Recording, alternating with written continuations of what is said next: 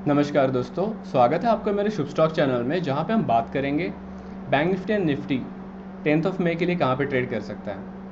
आइए उससे पहले हम ये जान लेते हैं कि हमारा 9 मई के लिए क्या व्यू था एंड मार्केट में कैसे रिएक्शन मिले। दोस्तों, हमारा क्लियर कट व्यू था कि मार्केट में सेलिंग की अपॉर्चुनिटी है। मार्केट यहाँ पे अभी डोजी फॉर्म होने के बाद एक पॉसिबिलिटी है कि यहाँ से एक अपर की मोमेंटम दे सकता है।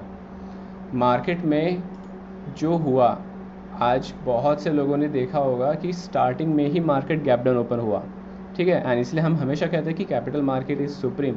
बट जैसे हमने कहा था कि मार्केट में एक ऊपर की उछाल आ सकती है। मार्केट भले ही यहाँ पे 34,000 के करीब को भी उसने ब्रीच किया, और जैसे हमने कल ही मेंशन किया था कि मार्केट में अगर 34,000 लेवल के पास आती है, हमें बाइंग की अपॉर्चुनिटी फाइंड आउट करनी चाहिए। वहाँ से मार्केट में 550 पॉइंट्स की जंप थी, ठीक है। मतलब जो भी हमने हमारा प्रेडिक्शन किया था वो बराबर गया है। एंड वही हमने अपने प्रीमियम ग्रुप में भी वही अपडेट किया था, जिसके बाद आज मैक्सिमम लगभग हमने 2 जैकपॉट की तरफ रुझान रखा। ओके, अब हमारा कल का व्यू क्या रह सकता है। अब हमने अभी भी कहा था कि ये जो स्पिनिंग टॉप है या फिर डोजी है, इसका मतलब है कि मार्केट कन्फ्यूजन में है। तो ये तो हो गई अपनी डोजी, जिसमें मार्केट अभी भी कन्फ्यूजन में बना है, और आज मार्केट ने क्लियर एक स्पिनिंग टॉप बनाई है बैंक निफ्टी में 1 डे टाइम फ्रेम पे। सो इसका मतलब क्लियर है कि मार्केट अभी भी कन्फ्यूजन में है कि इसको कहाँ पे जाना है, ठीक है।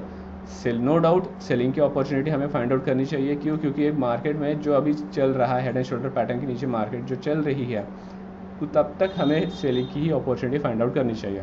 सो ऐसे इसमें मेरी लेवल क्या रहेगी कि मैं किस लेवल पे देखनी चाहिए मुझे। तो फर्स्ट मेरी लेवल रहेगी जो मेरी रेजिस्टेंस की काम करेगी, दैट इज़ 34,700। मैं अपने टर्मिनल पे ड्रॉ कर लेता हूँ, आप भी मेरे साथ अपने टर्मिनल पे ड्रॉ करके चलिए। जी हाँ, 34,700 लेवल हमने सिंपल सी डिमांड एंड सप्लाई के साथ फार्म आउट किया है। दूसरा जो मेरा सपोर्ट वही बरकरार रहेगा, साइकोलॉजिकल लेवल वाला 34,000 का। मतलब अगर कल मार्केट फिर अगर इस लेवल के पास आता है, नो डाउट मार्केट बहुत हेवी वॉलेटाइल चल रहा है, gap down back to back हमें 2 दिन देखने को मिले हैं। लेकिन अगर फिर भी अगर मार्केट फ्लैट ओपन होता है या फिर अगर इसके आसपास ओपन होता है, तो मुझे फिर भी यहाँ पे कॉलिंग की अपॉर्चुनिटी फाइंड आउट करनी चाहिए, ठीक है। नेक्स्ट, अगर मार्केट मान के चलिए 34,700 की लेवल ब्रीच करता है, देन वॉट। तो सिंपल है, मेरा साइकोलॉजिकल लेवल 35,000 का रखूँगा और वहाँ पर मैं सेलिंग की अपॉर्चुनिटी फाइंड आउट करनी चाहिए मुझे। ओके, सो ये हो गया बैंक निफ्टी का बहुत सिंपल व्यू है। अभी मार्केट में कल का व्यू हम क्या रख सकते हैं दोस्तों, सिंपल है कि मार्केट का जो अभी ट्रेंड चल रहा है, मैं इसको छोटे टाइम फ्रेम में कर लेता हूँ। मार्केट का जो अभी ट्रेंड चल रहा है, हर एक बाउंस पे मार्केट सेलिंग कर रहा है, हर एक बाउंस पे मार्केट सेलिंग कर रहा है। मतलब जहाँ भी मार्केट की एक कोशिश कर रहा है कि ऊपर जाने की, वहाँ पे सेलिंग प्रेशर अगेन बढ़ रहा है। और यही हमारा व्यू कल के लिए भी रहेगा, दैट इज़ 10 मई के लिए, कि मार्केट में अगर एक हमें ऊपर की अपॉर्चुनिटी मिलती है तो हम वहाँ पे सेलिंग की अपॉर्चुनिटी फाइंड आउट करनी चाहिए, ठीक है। दूसरा, एक जो भी मैं आपको ये सारी लर्निंग पॉइंट्स बताता हूँ, ठीक है, अगर मैं इसको एक स्टॉक के साथ कंपेयर करूँ, इसका मैं 1 डे टाइम फ्रेम आपको दिखा देता हूँ। देखिए यहाँ पे क्या हुआ है, स्पिनिंग टॉप एंड डोजी, मतलब मार्केट अभी भी कन्फ्यूजन में है कि क्या होना चाहिए। आज का लर्निंग पॉइंट जो है, आज जो हम सीखेंगे, मैं आपको एक स्टॉक का इसमें रेफरेंस ज़रूर देना चाहूँगा। जी हाँ, अंबुजा सीमेंट। इसमें अगर हम 1 डे टाइम फ्रेम पे देखते हैं, यहाँ पे एक सेकेंड जी, अगर हम 1 डे टाइम फ्रेम पे देखें तो देखिए, जब सेलिंग प्रेशर बढ़ता है तो यहाँ पे अगेन डबल डोजी फॉर्म हुआ है। मतलब यहाँ पे मार्केट कन्फ्यूजन में था, क्या हुआ, एंड नेक्स्ट डे मार्केट ने दिया है हमें गैप अप। ओके, उसके बाद मार्केट में कंटिन्यूएशन रहा, लेकिन हमने जैसे कहा कि हेड एंड शोल्डर पैटर्न जब तक ब्रेक नहीं करता तब तक हमें सेलिंग की अपॉर्चुनिटी फाइंड आउट करनी चाहिए। वैसे ही जैसे यहाँ पे मार्केट कन्फ्यूजन होने के बाद एक अपर साइड का मोमेंटम दिया हुआ है, यहाँ पे भी हम एक्सपेक्ट कर सकते हैं कि मार्केट एक अपर साइड में आने की कोशिश ज़रूर करेगा, ठीक है।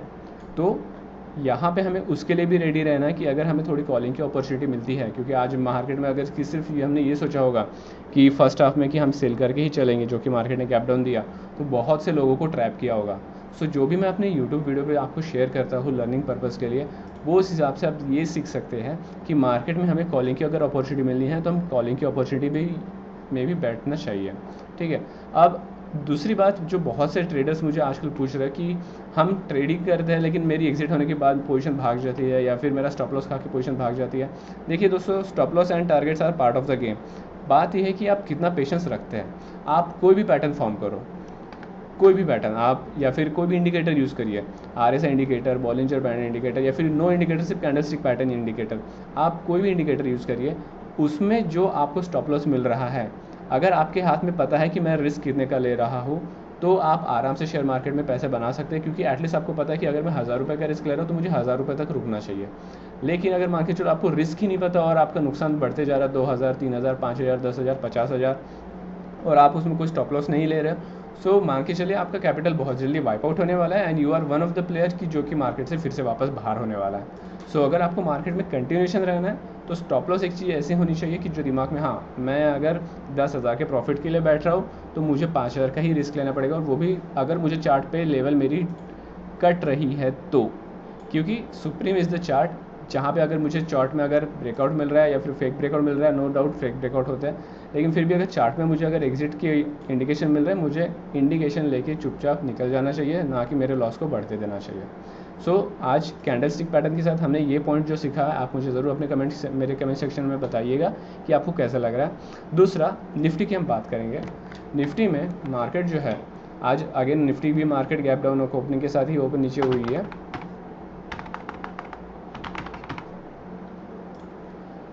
और यहाँ भी सेम पैटर्न वही फॉर्म हुआ है, spinning top and doji and spinning top. अब ऐसे कंडीशन में हम सेम अगेन यहाँ पे जो बाइंग की अपॉर्चुनिटी करनी चाहिए वो साइकोलॉजिकल लेवल 16,000 के पास करनी चाहिए निफ्टी के लिए। मैं अपने टर्मिनल पे ड्रॉ कर लेता हूँ जी। अगर मार्केट इसके आसपास आती है तो मुझे साइकोलॉजिकल लेवल के अनुसार यहाँ पे बाइंग की अपॉर्चुनिटी फाइंड आउट करनी चाहिए, एंड जो मेरा फर्स्ट रेजिस्टेंस रहेगा दैट इज 16,450, वो भी मैं अपने टर्मिनल पे ड्रॉ कर लेता हूँ, 16,450। ये लेवल हमने कैसे फाइंड आउट किया, आप क्लियरली देख सकते हैं कि यहाँ पे जो मैक्सिमम डिमांड बनी है, यानी कि सप्लाई जो बना है, उस हिसाब से हम 16,450 ये लेवल देख सकते हैं सेलिंग अपॉर्चुनिटी के लिए निफ्टी में। ओके, और इसी व्यू से हम अपने प्रीमियम ग्रुप में भी अपडेट करते हैं लेवल्स कि हमें ऑप्शन में कहाँ पे ट्रेड करना चाहिए, एंड अगर कोई हमारे टेलीग्राम चैनल पे अगर जुड़ा हुआ है जो कि मैं लेवल देता हूँ, वो चेक कर सकता है कि वही लेवल के हिसाब से प्लान एग्जीक्यूट होते हैं एंड वही हिसाब से ट्रेड लिए जाते हैं। तो ये सारी चीज़ें हम हमारे प्रीमियम मेंबर्स को बताते हैं।